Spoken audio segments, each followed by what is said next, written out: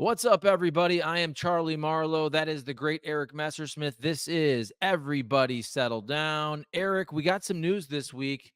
We're going to have debates. And not only are we going to have at least two debates, but they're going to be freaking early. This first debate, CNN, June 27th, it's the earliest presidential debate in modern history, which to me is good. I didn't want to have to wait till September for this. We're doing it in late June. Yeah, I agree. I like this format way better. First of all, I think we needed to have debates, so I'm really glad they were able to agree to debates. The exact number doesn't really matter to me that much. I think it needs to be more than one and less than four. So I'm cool with either two or three. They're going to go with two. That's fine.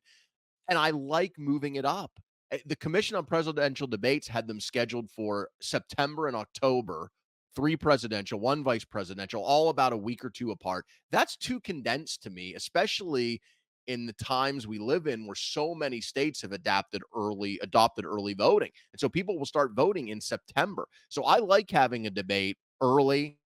So one in June, one in September. I think the timing is good, and I think the format is good. I think not having a crowd, which is what the Biden team really wanted, actually will make for a better debate. Because if these recent debates, the crowds have just been ridiculous. And the moderators always say, please don't interrupt, hold your applause. Well, that never works. There's booing and hissing and applause. So that is good. And the other thing is, I hope that they will mute the mics. Because if you remember that last Biden Trump debate in 2020, it was almost unwatchable. Constant interruption by both, mainly Trump, but Biden as well. And like the DeSantis and Newsom debate, which was at Fox News studios with Hannity hosting, that was in a studio, but it was still almost unwatchable because they just kept interrupting and talking over each other. So I like the studio, I like the timing. I really want to see the time limits enforced. You have a minute and a half. Like in a perfect world, I would love to have a debate where the candidates could just have a free flowing exchange of ideas and they could ask each other questions and really get into the details of policy. Like that would be amazing. But that's not the real world. That is not possible. It's not possible with these two candidates, but it's probably not possible with any candidates in modern American politics. So just accept that we can't have that and try to make it the best you can. And to me, that would be two candidates in a studio with a moderator and strict time limits where their mics are silenced. Okay, so as you know, I'm not a big conspiracy theorist, but when I heard this news, some things started kind of twirling in my head. And we'll get to the polls and the betting odds, how they've really moved to Trump's favor. And I'm just thinking. So when you hear these debates, there's going to be one in late June. I also thought first and foremost, you get everybody who's going to be an early voter and you get a debate so that they can see what's going on there. But I'm also just wondering, I feel like over the last couple weeks, Trump has surged ahead so much. Biden needed some good news. I think coming out and saying, hey, he's going to debate, even if it's small, I think that's a positive for Biden. I think having the debate early is positive for Biden, even if it's a month, whatever it is away, probably 40 days away. Biden needs some positive news. But I'm also just thinking the conspiracy theorist in me wonders, is it a little earlier? And I'm bringing it back, Eric. I'm going to bring it back. And I know you don't want to hear it, but like, do you want to know earlier if Joe Biden is going to fall on his face? Because look, I wouldn't say this if the polls or the betting odds were even, but Trump is ahead so much in the betting odds. Do you have an earlier debate? You give yourself some time if you're the Democrats to basically say, okay, what if he falls on his face? Can we still bring back the old switcheroo? I mean, am I crazy to say this? But this is what I thought of. And I haven't brought up the switcheroo in about 2 months, but I'm thinking about it again. Right. No, I don't think it's crazy at all. Look, I don't think that's why the Biden campaign did this. I think because remember, they really are the ones who put this together publicly. Biden came out with that video, said, here it is. I've accepted, challenge on. And they kind of called Trump's bluff because Trump has been saying for a long time, anywhere, any place, anytime. So for Biden, you get it in a studio, you get it on CNN, which, is not MSNBC, but it's certainly not a conservative outlet. And and you're right, the timing is big for Biden because Trump has a small lead, but it's been steady. And it looked like, as you and I have discussed before, post State of the Union, you saw movement toward Biden, and then it stalled. And if anything, since then we've seen slight movement back toward Trump. But if you kind of focus and you just like 30,000-foot view, the race from a national polling average perspective really hasn't moved since the beginning of the year. I mean, maybe even before that, Trump has had a lead of about a point or two, give or take, for months now. And it's really, that is the thing that has to be most concerning for the Biden people, is think about all the events that have happened over the last several months. Yet it hasn't altered the fundamentals of the race, which is a small but steady, consistent Trump lead.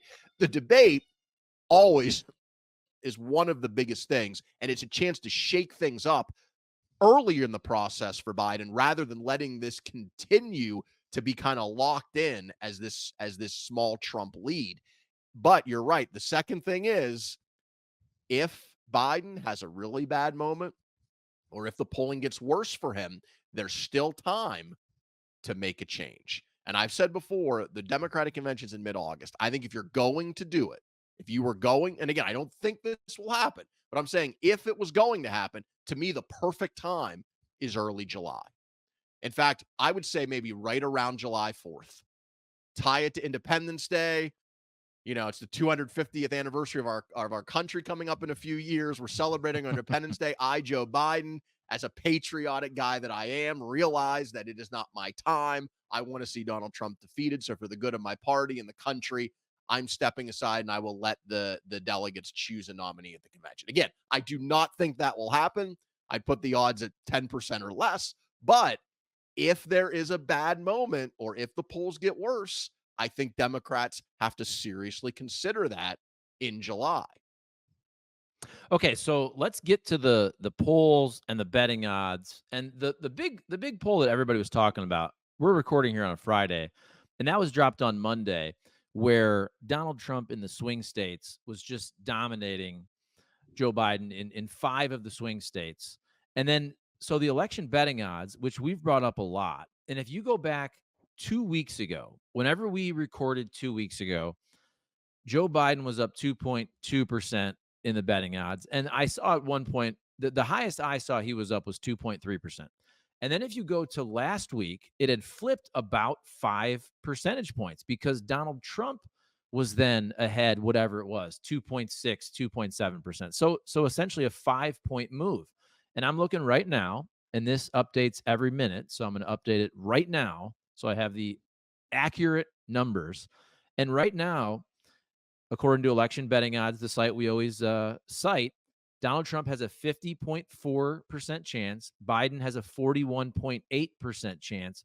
So we're now looking at what? What is that? That's like 8.6% in favor of Trump. I mean, Eric, that's what? I'm not great at math. That's an 11-point swing. That's an 11-point swing It's in a the big betting odds in 2 weeks. That's huge. it's a big swing. And it's not the biggest lead Trump has had. The biggest lead was after the Her report, but it is the highest odds Trump has had. He's never gotten that I've seen to 50%. So getting to 50% is huge. I think it speaks to several things. It speaks to the continuing stagnation of Trump's lead. Again, small but consistent. And as the weeks go by and as the events that are happening don't change that, it gets more and more set in that, hey, this is kind of where we are and where we have been. So it leads you to believe that might be where we will continue to be, especially because think about it, the hush money trial has been happening for weeks now. And whether he's going to be found guilty or not, we'll see in a couple of weeks probably. But there's a lot of things that have looked damaging for Trump in that, right? I mean, they've been talking about the Access Hollywood tape and the Stormy Daniels affair and the alleged hush money conspiracy. It makes him look shady at the very least. Potentially, it makes him a criminal. We'll find out in a few weeks. But the point is that hasn't moved anything one way or the other. Nothing has moved anything. We just got a good inflation report the other day that came out. I don't think that's going to make a difference. The protests, the war in Gaza, the funding for Ukraine, the camp, nothing has really altered or shaken up dramatically the fundamentals of this race. I will say one thing I don't think we pointed out before that is worth mentioning when you talk about the betting markets. Part of the reason Biden is as low as he is and has been is because the betting markets are still pricing in a roughly 15% chance that he will not be the Democratic nominee, what we were talking about earlier. So, for instance, Michelle Obama is at 2.1%. Kamala Harris is at 1.5. Gavin Newsom is at about 1%. I've seen some betting markets where Gretchen Whitmer, Hillary Clinton, Elizabeth Warren are all getting somewhere near 1% in certain betting markets. On the Republican side, other than Nikki Haley getting around 1%, that really isn't happening. So the point I'm trying to make is there's room for Biden to grow just by virtue of him officially being and accepting the nomination and him going from an 85% chance of being the Democratic nominee to 100%. Once that happens, then Biden's will increase. But right now, Kennedy is getting 2%, RFK, right? So let's assume he stays at 2%. If Trump is at 50, that would mean Biden would be at the remainder, which would be 48, right? So really what it would be Trump 50, Biden 48, RFK 2. So in that regard, it is closer than it appears from the betting odds, but it's still very noteworthy that Trump has hit 50% in the betting markets. One thing, though, I will say, if you look at state by state, you mentioned the New York Times polling, where Trump was ahead in that poll in every swing state except for Wisconsin, where Biden had a lead. In the averages of the swing states, Trump has a pretty decent lead in Nevada, in Georgia, and Arizona. But in Michigan, Wisconsin, Pennsylvania, the blue wall states, Trump's lead in all of those in the average is less than 2%. And Biden is still, even though he's an underdog, this is where it gets kind of weird. He's an underdog in the overall betting markets. He's a slight favorite to win Pennsylvania, Michigan, and Wisconsin. And if he does that, as we've talked about before, he will win the presidency. If Biden wins Pennsylvania, Michigan, Wisconsin, he would win the Electoral College almost certainly 270 to 268.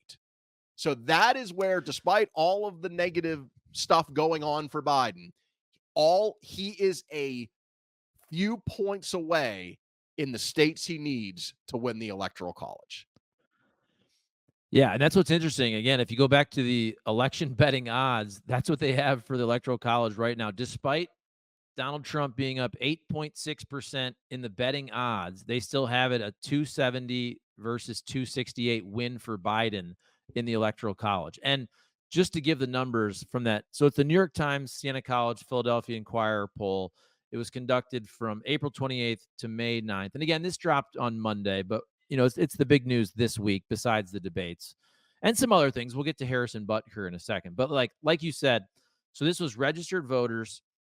Trump leading in Pennsylvania 47 to 44, in Arizona 49 to 42, in Michigan 49 to 42, in Georgia 49 to 39, Nevada 50 to 38, and then Wisconsin, the one state that Joe Biden is leading, 47 to 45. And I'm just kind of interested in what happened the last couple weeks though to create this swing. And we've talked about this a lot, where it seems like whether it's positive or negative, besides that slow, steady increase from the State of the Union, nothing has really helped Biden. I mean, the other day, the Dow Jones goes over 40,000 for the first time ever.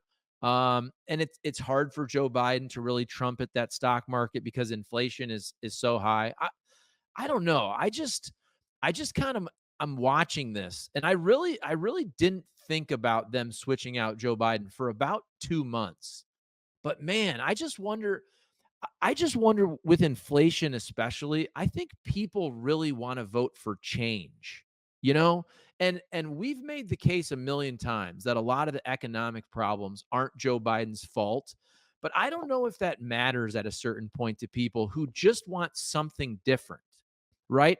It is a Yeah. hypothetical, but they're like, man, it's been bad for 3.5 years. I just want something different. And by the way, when I say that, I don't mean something different of just Donald Trump. I think you could sell a lot of people on the something different being a different Democrat. And again, I don't want to spend half the podcast on this because I think the percentage of it happening is very, very slim. But I think even another Democrat gives the Dems a much better chance because you can at least make the argument, hey, this guy will kind of shake things up. Like Biden has had a lot of time to try and solve this. I'm not saying inflation is all his fault, but you can make the argument to the every person, like, man, you know what? He's been in there for 3.5 years. And I feel like we got to give somebody else a shot to improve things. That's a fair argument to make. It is. Also, though, he needs to argue the merits of his own case, and he needs data. He got some good data this week. The one of the inflation measures, CPI came out. CPI came out in the core, which is the one that is less volatile, was the lowest it's been since April of 2021. I think it was 3.5%, 3.4%. So the numbers, and that was after January, February, March, where we've talked about before, inflation kind of went sideways and didn't continue its downward track. So if he gets another few months of good data, the Fed maybe cuts interest rates later in the year. That's like the best case scenario for Biden. But I think it comes back to the debate. If you're Biden, you almost would rather be in a scenario where over the last 6 months the polls were really volatile, where you might have been up by 5 and then Trump went up by 5 and events really swung things, because then you could say, hey, this is just, who knows, right? Everything's up for grabs. But that's not what's happened. Again, if you go back over 6 months and you look at where Trump is right now, the Real Clear Politics average has Trump ahead by 1.1 points, right? That's it's gone from basically a tie to Trump +2. I don't think it's left that range in the head to head I check it almost every day, for probably 3 or 4 months. It's just getting locked in. And that brings me back to, you need a big game changing moment. That could be the debate. One thing going for Biden, too, is the expectations for Biden in a debate setting are really low, partially because Donald Trump has mocked him so many times and said, oh, I'll crush him. Of course, if you go back to 2020, Biden did well in those debates. In fact, first debate, Trump's numbers dropped. That was the one where he was just constantly interrupting and was all over the place. It turned out he had COVID. He tested positive after that, and then they had to skip the second debate. So he may have been I don't know if he was clearly under the weather. But the point is, now they think Biden's declined dramatically in 4 years, and there's no doubt he's declined. We all know that. He's not the same guy he was in 2020. But as we saw in the State of the Union, Biden can still summon it. Whatever, Trump said he was on cocaine. I'm not saying that. Whatever it was, Biden can still bring it. So on a debate night, let's say Biden brings that same State of the Union energy, and he not only holds his own with Trump, but maybe looks like the superior guy, right? And now all of a sudden, you've spent months as the Trump campaign talking about how this guy can't even string a sentence together. He can't even stand upright for an hour and a half. How is he going to possibly debate me? And now people see with their own eyes, well, these guys look like, roughly the same. They're both old dudes who, say some crazy things sometimes. That could be the game changer moment that Biden needs, because as we pointed out, he doesn't need a big swing.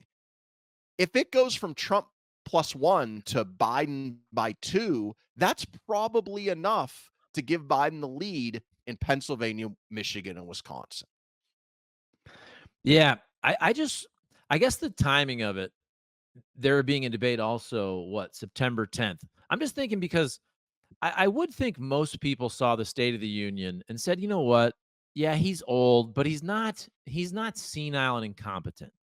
Right. But then it seems like that kind of wore off a little bit. It's almost like every 2 months, Joe Biden has to prove to people that he's still alive. You know what I'm saying? Like, so he does State of the Union.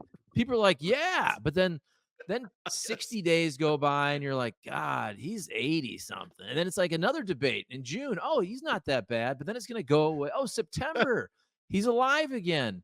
But then maybe he needs to do a debate like the day before the election. You know what I'm saying? I think he needs to do jumping Right. jacks or something, like, or do a fitness test like right before the election, because I think it is important when Joe Biden shows, hey, I am competent. I'm not just this bumbling guy, but we need to see it more often. That's where Trump is doing it more. He's out there more. I know he's on trial and everything, but they got to put Joe Biden out there more, for better or for worse, right? Like I don't think Joe Biden can win this election right now status quo. You know what I'm saying? Like he can't play prevent defense right now. He needs to go on the offensive more to win this election. And that's probably not the best spot for him to be in with his age and his energy level.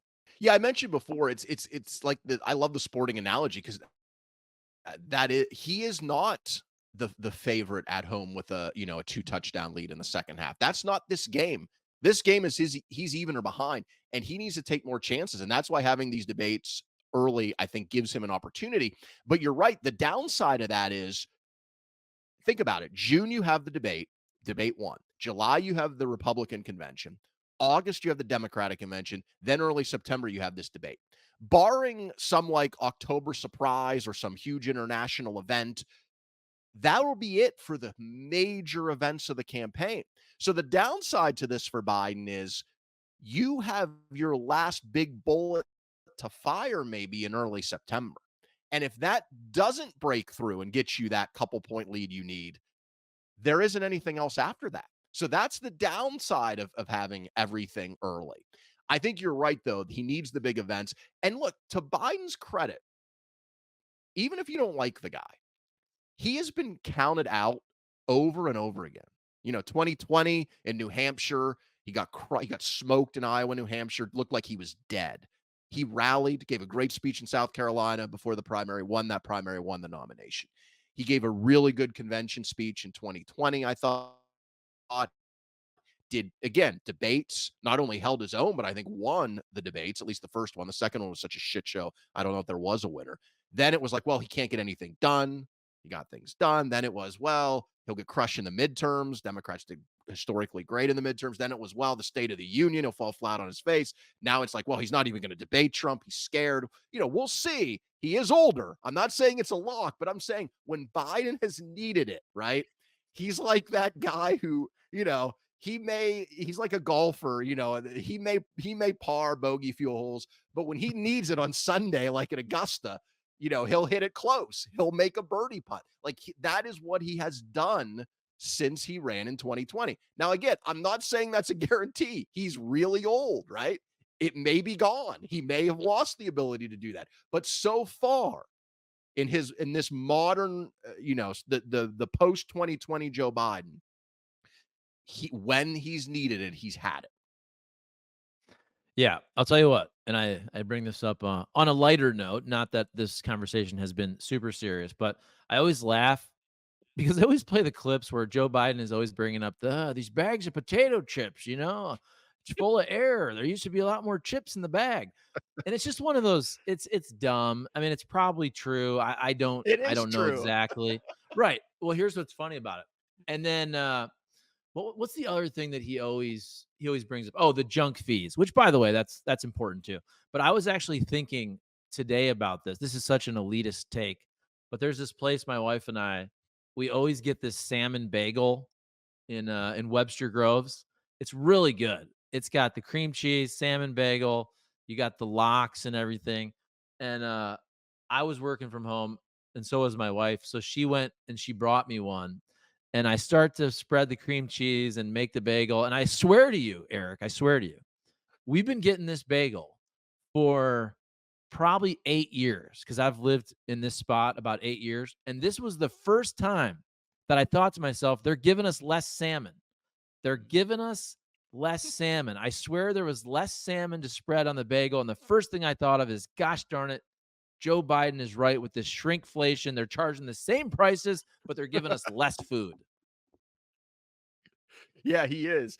And I think talking about those things, look, he needs to have a concise, clear narrative of these are the things I've done to help you. Like, Bill Clinton was really good at this. If you remember back in the 90s when he ran for reelection, he was really good at I've done these 50 little things to help you. And kind of rattle them off, right? None of them were massive like changes to the fabric of American culture, but it's like, hey, here's these things I've done, my administration's done. And Biden has those things in the Inflation Reduction Act, in the infrastructure bill, in the Chips and Science Act, all the executive orders, the junk fees, the airline, the changes to the airlines where now they have to, that just passed the other day, where now they have to reimburse you in cash if they cancel your flight. Those kind of things that appeal to people, they're there. The downside, of course, is the reason we have shrinkflation is because of inflation and because of prices going up. And I think the thing I don't like about what Biden has done in his messaging is I've heard him make arguments like, well, it's greedy corporations. That's the reason we have inflation. Or and he said like things like, well, the economy's, in an interview with CNN, I'm paraphrasing, was basically like, well, we've solved the economy. We fixed it. And those are the wrong messages. Exactly the wrong message. What you should be saying is, yes, inflation was terrible. It really was. And prices have gone way up. And it's not because, in large part, it's not because of greedy corporations. Look, are corporations greedy? Yes. Are there some that have been doing things they probably shouldn't have done to goose prices? I'm sure that happens in any economy, but that's not the driving force of the inflation. The driving force of the inflation, and this is the argument Biden should be making, was COVID. It was COVID, and it was to some extent the government's response to COVID by giving people a lot of money when they were out of work, supply chain disruptions. It happened all over the world, but but we have done things to make it better. Here's how the numbers have gotten better. Here is where the numbers are now, because prices have come down for some items. Used cars are way for the 12 months. So you do have, you can talk about, but I think telling people, oh, it's over, don't worry about it, or oh, it's just greedy corporations, is really the wrong strategy. The right strategy is, it's true, it's awful, it's terrible. Look at all these other things we've done with the stock market, with low unemployment, with job growth, and we're working to lower inflation. And what is Donald Trump going to do? You know, inflation's already down to 3% or 2%. What is he going to do to get it lower? I think that's the best argument you have if you're Joe Biden. All right, let's switch it up and talk about this Harrison Butker situation. And another week where sports bleeds into politics in a big way. And I was out of town for the last couple days, but I'm just on Twitter, and everybody's talking about this Harrison Butker commencement speech he gave at Benedictine College, and I'd seen a bunch of clips. It wasn't until last night I actually watched the whole 20 minutes, and I'll try to bring some more some more humor into it. I was watching it. I was kind of laughing, and I have a lot of thoughts on it, but I remember Jim Gaffigan had a stand up years ago where he was joking about how a lot of people in his family that are Catholic are kind of Catholic, but they're not really Catholic. Like, you know, I guess you're not supposed to eat meat on whatever, unless I forget. But then he had another line. He was like, but then somebody in my family is really Catholic. She's like a Shiite Catholic. And it was a great line. And I just thought of that. I'm like, this dude's really Catholic, right? I mean, he's really, really Catholic. He's a Shiite Catholic, to quote Jim Gaffigan. And he's speaking at this school where I watched the thing, and they seem to have a good response to him at the school when he was there. Social media blew up. I have a million thoughts on this, but I'll throw it to you first to get your take on what Harrison Butker said in the response. Well, as someone who grew up Catholic, went to Catholic school through 6th grade, was an altar boy, I can tell you, you're absolutely right. There are a lot of, we always call them cafeteria Catholics. You know, it's Uh-huh. like you're at the cafeteria, you pick what you want on your plate, and you just kind of discard what you don't. And clearly, Harrison Butker is not that. Which, to some, look, I'm one of these people. I'm not particularly religious, but if you're going to be religious and you're going to subscribe to a particular religion, I do think it is kind of weird to be like, well, I'm only going to go and follow the tenets of that religion that I agree with, and I'm just going to discard the rest. Like, you're free to do Mhm. that, but it's a little bit hypocritical. It's like, kind of, religion's kind of like, take it or leave it. You're either a Catholic or you're not, and you don't have to be, but if you want to be, and he is, and so I have no problem with him especially with that audience of a Catholic school, saying whatever he wants to say. God bless America. If he thinks those are the right, prescriptions for what ails America and happiness, because there is an issue with happiness for a lot of people in modern day America. And if that's his prescription and he wants to shout it from the rooftops, especially at a Catholic school, by all means, it's a free country. Now, in terms of the content of what he said, do I agree with most of it? No. And my main disagreement is kind of with the tenor, which is basically, and look, basically what he's saying is women in the audience should have children and put that ahead of their career, and that should be their main focus in life. Well, that's a hell of a thing for you to say. Maybe we should, I don't know, let the women and decide that. And when women get to decide in modern societies, they choose to have fewer and fewer children by and large. And I think there are many reasons for that. And we can talk about, some of those reasons. But Harrison Butker was basically saying, well, you're just wrong. Women making that choice are just wrong, and they should just have more babies and they'd be happier. Well, maybe some would. Maybe there are some women who are childless who would. But I think for many women, they're intentionally making this choice in order to live the life that they want to live. And so I think it's kind of strange for a man to be like, well, you need to have children. That's the key for your happiness. Yeah, and by the way, so Harrison Butker, the kicker, very good kicker for the Kansas City Chiefs. So I'm kind of with you that I didn't really agree with a ton of it. I agreed with some of it. It's okay that he said it. I think part of it to me is also just some of these women, especially who are just graduating and they're excited on the day they freaking graduate. You're kind of shitting on them like right on their day. You can't even Right. wait. Can't even wait a month after their graduation. So I do think some of it was taken out of context. And by the way, my mom worked. She was a registered nurse. She had 4 kids. My wife works. She's a great mom. She is a great person out there in the workforce.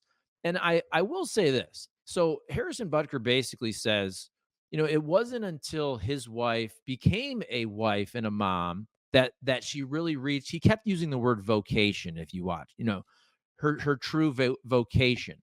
And the way he said it, I'm paraphrasing, but he's like, I would venture to guess that although many of you women, and I think he said, I've been told a diabolical lie.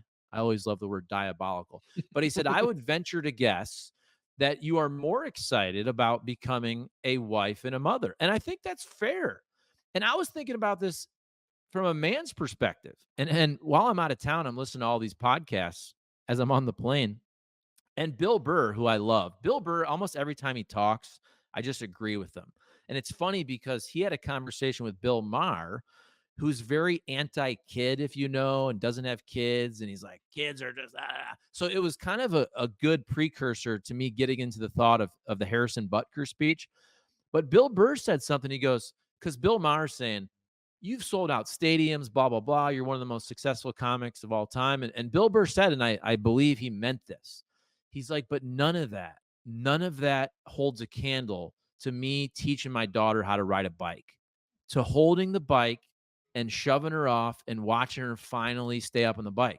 And by the way, I just did that with my daughter like 3 months ago, whatever. And it was an amazing moment. And the reason I bring all this up is so much of this was focused on women, and I get it.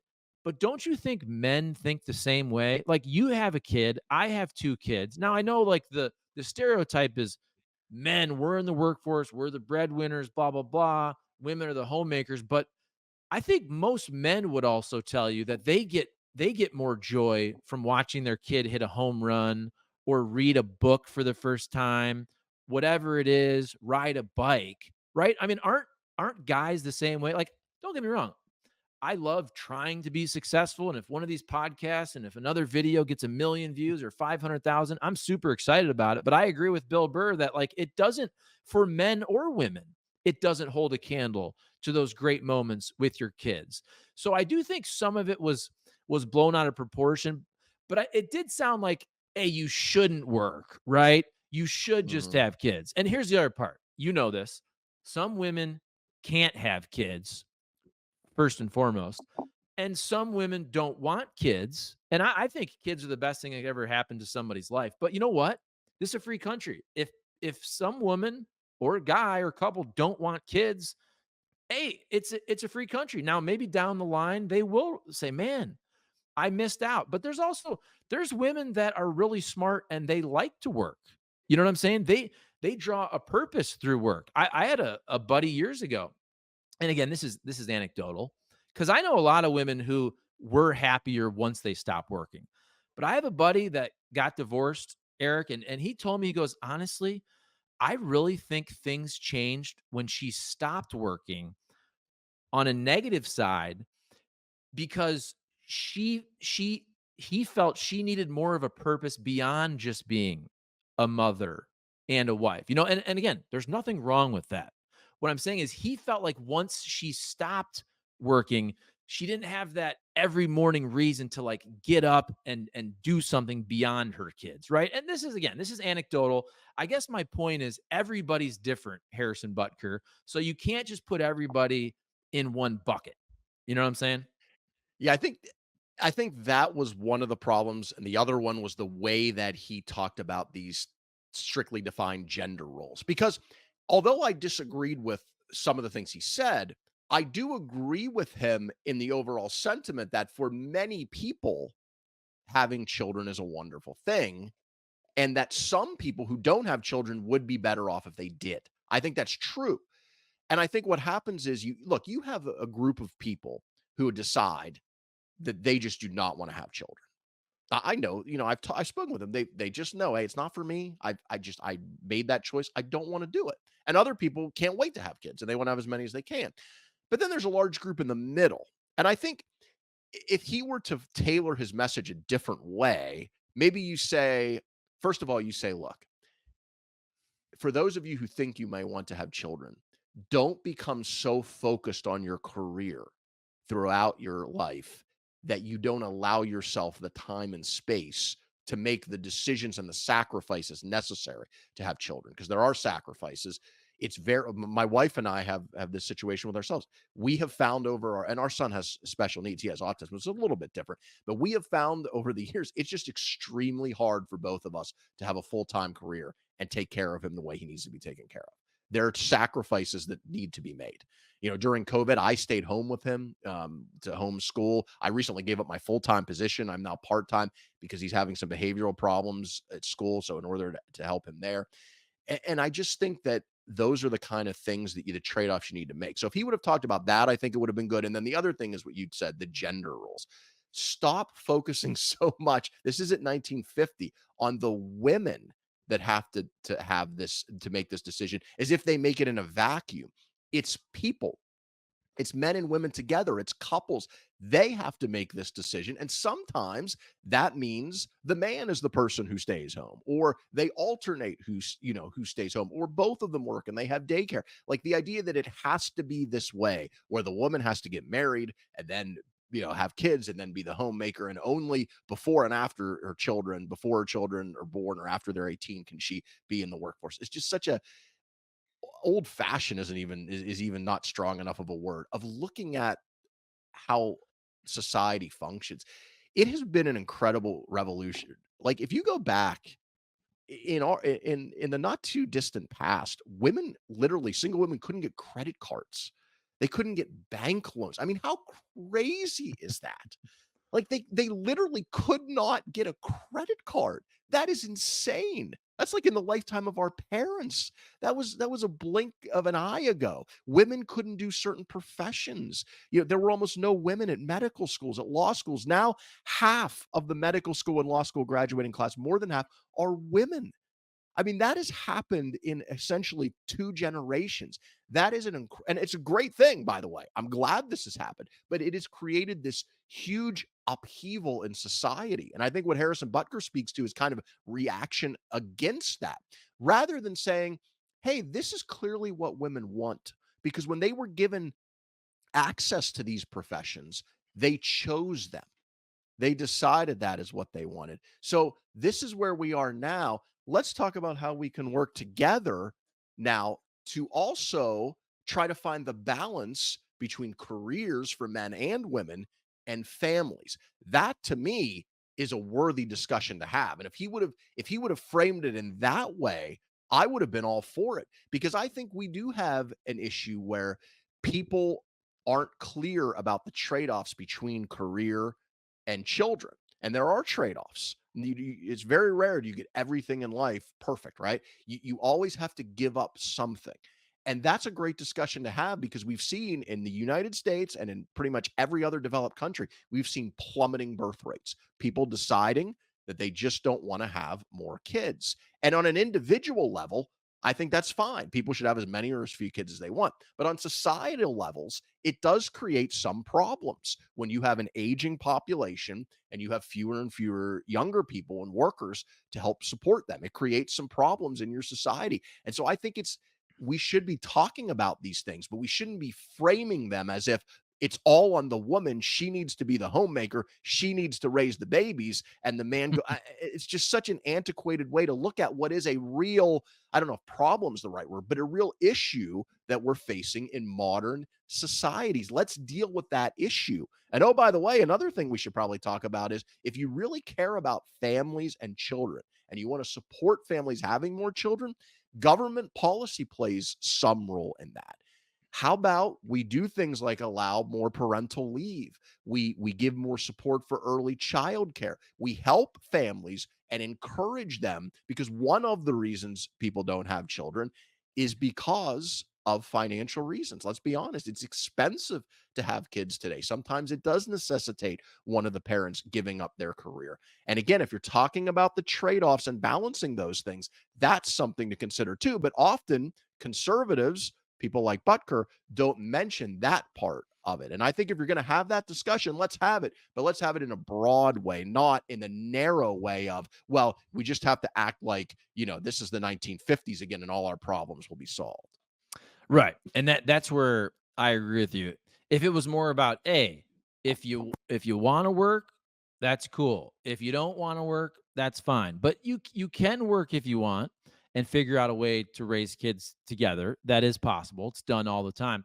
But I will say, and this becomes kind of a straw man type deal, but what I've seen on social media and the reaction, this is something that I agree with the conservatives. If you're taking it from this angle, I will say, and we joke around, we use the term boss babe and all that. But if you do get to age 40 and you have devoted, let's say, just 20 years nonstop to your career, and then you get to 40 and you feel like you've missed the boat on kids because you've been so devoted to your career. I understand and even agree with some of that argument that, hey, take the time to think about when you're 30, 40, 50, 60, 70, what is your life going to look like? And maybe down the road, you may see, oh, my friends, they all have kids. Oh, I'm 60, 70, my friends have grandkids. So I actually agree with that part. But to act like, come on, this is 2024. Like, again, my mom is 70 years old and she raised four kids and she was a registered nurse working three 12-hour shifts. And she was working what, 40, 45, 50 years ago. So clearly it can be done. It can be done that women can work, they can raise kids, they can do both.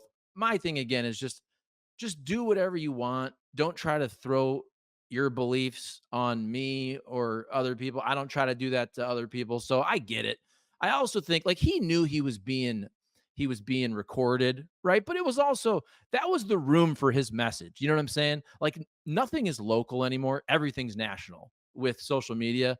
But that was you were talking earlier about narrow messaging. Like that kind of was the message for that room. You know what I'm saying? For the most part. But then obviously it blows up to the whole world. Yeah, I mean, absolutely. He was preaching to the choir, so to speak. But I think there's an underlying message of truth in what he said in terms of the benefits of having children, which are real and should be talked about more. But putting it through the prism of it has to be, this way where the man works and the woman stays home and raises the children. Just I think that just rubs a lot, not just women. I think it just rubs a lot of people the wrong way in 2024. Like, what are you talking about? Do you know? Look at the success that women have had in the workforce, and how they have really come to dominate some professions that they used to not even be allowed into. Like, we are all so much better off because of the contributions these women had made. But again, I think the message should have been, hey, go kill it, have a great career, men or woman, do what you want to do, work hard, but no matter if you're male or female, think about the benefits of family, and make decisions along the way if you want that, or you think you want that, that could help you find the balance between both. And that, I think, is the key. And by the way, you know, men need to step up too. I think a lot of the reason it is kind of interesting because this demographic birth collapse we're seeing, the birth rate collapse in modern societies, is pretty much universal in advanced nations. And I was mentioning earlier support for children, and having more government support. I think that can help on the margins, but that's not going to be the big. But if you're liberals who are talking about that as if it would like solve the issue, it's not going to. And the evidence to that is Europe. There are some European countries that have incredible benefits for new parents, like things that we couldn't even dream of in America. And their birth rates are as low or lower than ours. So it's not as if that is a silver bullet. It really comes down to people are making this decision in different cultures, in different societies where women have gotten more rights. As women get more rights and are able to do more things and are more successful, they choose to have fewer children. That is a worldwide phenomenon. And I think part of it is they look around and see what their moms did and their grandmothers, and they're like, "No, thanks. I don't want all that. I don't want all of that responsibility. I want the man, if I'm going to have children, I want the man to do more, to help out, to be more of a presence, in the home, to not be the 1950s dad kind of stereotype." And I think there's a lot of truth to that. And so I think it would have been nice if Harrison Butker would have also pointed out, "Hey, it's not just women here. Let's talk about the men and their role in all of this as well." Yeah, all my references are to like stand-up comedians or movies, but as you were talking, I was thinking again of and this speaks to both men and women in the workforce. There's that scene in Good Will Hunting where Will and his friends, all they care about is drinking and fighting, right? And then so Sean, the Robin Williams character, is having the conversation with the math guy who's the nerd guy. And the conversation is like, well, what if Albert Einstein or pick any great person who achieved greatness in life? What if Albert Einstein, instead of going and figuring out the world, just wanted to drink with his buddies and fight at the bar, right? The whole world would lose out. And I'm thinking, and this goes for men and women. There are some men, women, there are some women, female doctors out there that are doing things that are amazing, right? And hopefully they can be mothers too. But there are some women who are so talented in many ways that the world would lose out on things if they're not Yeah. able to choose their vocation, which Harrison Butker doesn't just have to be homemaker. Yeah, think about how much we lost for so long by not allowing women into these professions. I mean, think about how many discoveries in all kinds of fields weren't made or were made later. Think about the evolution of, I don't know, something like politics. How would our politics have been different if we would have had some female perspective over all the, centuries, not just in America but in other industrialized countries? That would have been, interesting as well. So I think to just to put I think religious conservatives, when they start talking about stereotypical gender roles like this, I think that's why you saw the big reaction against what Butker said. It wasn't even about the references he made about COVID or about gay people or about trans people. It was that got the big outrage. It was when you start stereotyping people into gender roles in this modern age. I think it just is like nails on the chalkboard for so many people, because we have seen how so many of those gender roles, and the way that we held women back, were just had no basis in reality, right? It was women weren't not going to law school because they didn't want to be lawyers. They weren't going to medical school because they didn't want to be doctors. That's clear as day. Take a look now. Again, as I said, more than half the people in medical school and law school now are women.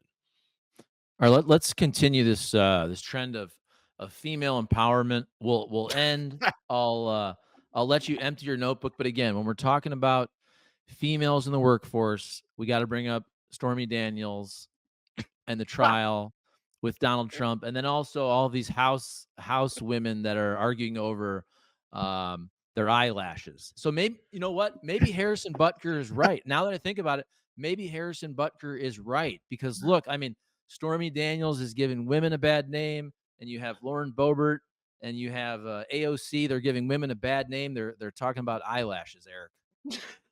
Yes, maybe he was right. The world would just be better off, right, if we went back in time. No, on the Trump trial, Michael Cohen was on the stand this week, and he'll be on the stand again when trial resumes next week. It looks like they're pretty close to wrapping everything up. And the thing about this case is the prosecution has presented, I think, a pretty compelling narrative about the scheme to silence Stormy Daniels, why that was important right after the Access Hollywood tape before the days before the election in 2016. They've laid out the money and the potential falsification of documents. So they laid out kind of a compelling narrative. But here's the problem.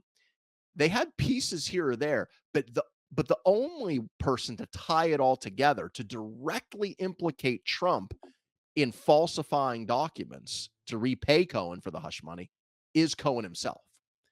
And that's the problem because he has a long history of lying, lying under oath, lying before Congress. And even this week, at the end of trial yesterday on Thursday, Trump's lawyer got him to admit that he may have not recalled a key conversation correctly with Trump the day that he set up this, or the day before he set up this LLC to pay Stormy Daniels back in 2016.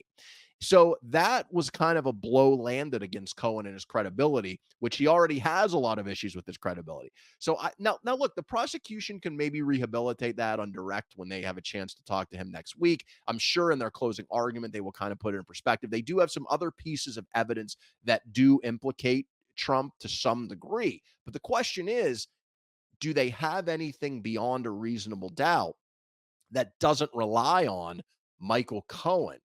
And if the jury doesn't believe Michael Cohen, it's going to be really tough to get a conviction. So I think this case, really could go either way with Donald Trump and the hush money. And then the other thing I saw was you mentioned this House hearing yesterday. They had a hearing where they were going to hold the hearing was to vote to hold Merrick Garland in contempt of Congress, the Attorney General, because he is not releasing the audio of Joe Biden's interview with Robert Hur, the special prosecutor who was interviewing Biden about the classified documents Biden had.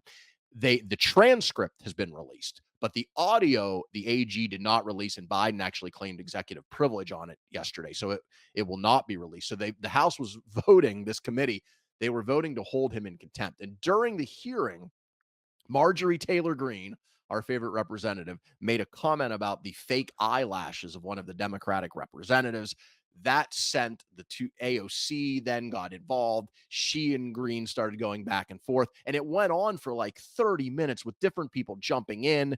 At one point, the congresswoman who Green insulted about the eyelashes came back and said, would it be insulting if I called someone a beach blonde woman with a thick body or something like that, clearly talking about Marjorie Taylor Greene. So she got a shot in, and it was just, God, the House is such a mess, man. But look, Marjorie Taylor Greene started this, and we know what she is. I mean, she had her failed effort to try to throw Mike Johnson, on out of leadership the other day, that luckily didn't pass. But she speaks for a lot. She has really hurts the Republican Party because people, as we talked about earlier, are not happy with some of the things with the Biden administration, particularly inflation and immigration. But when they're looking for alternatives and they see in the House of Representatives the dysfunction and the way that people like Marjorie Taylor Greene and others are elevated, it's just not a good look for Republicans, and it doesn't allow them to present themselves as the serious adults in the room who can fix our problems. Because it's one thing to talk about the problems or the disagreements you may have with the administration, but you also have to kind of show that you can govern and you can get things done, and you're at least somewhat serious. And every time you see incidents like that, I think it makes it harder for Republicans in the House, at least, to make that argument. And you very well could end up with a result this election where Donald Trump wins the presidency, but the Demo and the Republicans take the Senate, because I think it's very likely, 80% plus, that Republicans will win the Senate this year. The map is very favorable to them. No matter who the president is, I think Republicans will have the Senate after the election. But you very well could have a situation where Trump wins, Republicans flip the Senate, but the Democrats flip the House. And so then Trump now, instead of having united government for his first 2 years to try to get things done, he's stymied by a Democrat House. That is very much a possibility. I can see that happening too. Can't you see a lot of Democrats or people in the middle who just think that Joe Biden is just so gosh darn old, but also we can't give Donald Trump free reign. And then you do see so much performance art from a lot of the Republicans. And Marjorie Taylor Greene is the one that always comes to mind. I feel like everything she does is performance art, right? I think if she could have been a reality TV star, she should have just done that. But this is her lane where it's kind of reality TV in politics. But I could see that happening. A lot of people saying, "Man, Joe Biden is way too old. We don't love Donald Trump, but we think he was actually a pretty good president." And a lot of these Republicans, especially in the House, are non-serious people. So we at least need to elect some folks who are going to try to govern first and foremost, but also be a check on Donald Trump.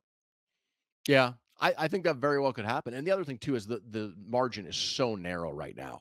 I think the Democrats would need a net gain of only 4 seats in the House in order to flip it. And because of some of the redistricting fights that lingered into this year, there are some pickup opportunities for Democrats. There are a decent number of Republicans right now in districts Biden won in 2020 and may win again in 2024. So I think the map does favor the Democrats. And I think, if you're asking me right now, I think the most likely outcome, slightly, is Trump wins, the Republicans win the Senate, and Democrats win the House. Now look, two of those things are very close. Like the Senate, as I said, is because Joe Manchin is retiring in West Virginia, that seat's going to flip. The Democrats are defending seats in places like Ohio and Montana and Wisconsin and Michigan and Pennsylvania. So Republicans, 80% plus, they flip the Senate. But the House and the presidency, I think, are both on on a knife's edge and really could go either way. Oh, by the way, the exact quote, from Jasmine Crockett was the name of the Democratic representative. So she said after her eyelashes were insulted, "I'm just curious, just to better understand your ruling," she said to James Comer, the committee chair. "If someone on this committee then starts talking about somebody's beach blonde, bad built, butch body, that would not be engaging in personalities, correct?" So that's what she said Pretty about good. Marjorie Taylor Greene. Yeah, it's a pretty good comeback. I'm not into the personal insults. I will say, Marjorie Taylor Greene started it, so Jasmine Crockett kind of got, I think, the better blow in that exchange. Okay, and I was gonna end the show just now, but because you said you're not into personal insults, which I'm not either, but at this point, we can't put the toothpaste back in the tube, right?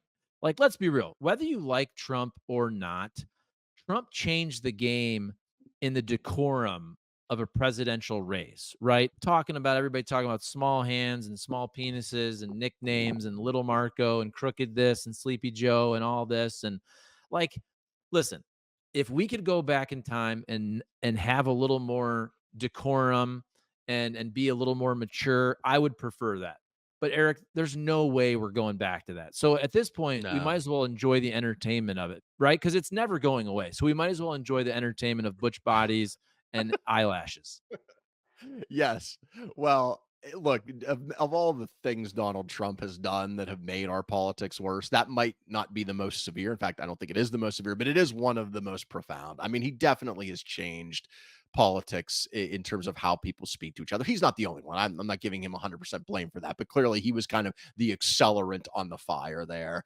And the Republican Party just isn't as serious as it used to be. It's just not. I mean, if you're looking at it in any fair, objective way, and look, maybe you like this version of the Republican Party better than the other one. Maybe you agree with some of its policies more than you do the party of John McCain or Mitt Romney or George W. Bush. But in terms of suggesting policy alternatives, really trying to fix problems, it's just not as serious. And that is in large part because of the same reason. The leader They take their cues from Donald Trump. The reason this committee hearing, by the way, happened late last night instead of yesterday morning is because a large chunk of the members were in New York at Trump's hush money trial, trying to, get their 15 minutes of fame rather than being, in Congress actually doing their job. So that just goes to the showmanship. It goes to the personality over policy. That is where we are. And both parties do it to some degree. I'm not absolving the Democrats of any blame. I think they do have some blame in this. And I think the way they've reacted to Trump has in many times been so over the top that it kind of feeds into the vicious cycle. So I don't want to give Democrats a pass here completely on this, but there's no question that our politics in so many ways are worse than they were before Donald Trump came on the scene. I just don't think there's any question about that. All right, let's end on that note. Everybody settle down. Thanks for watching. Please comment, like, subscribe, share the video, share the channel, share the show, put it on social media, put it in your group text. And Eric, we will be back next week. I don't know, man. Like I said, I'm starting to think a little more about the old switch out. I start to see those betting odds get worse and worse for All Biden, right. and I hate to say it, I'm kind of hoping Yeah. for it. But we'll talk about You're that next rooting for week. the switch out. All right. All right.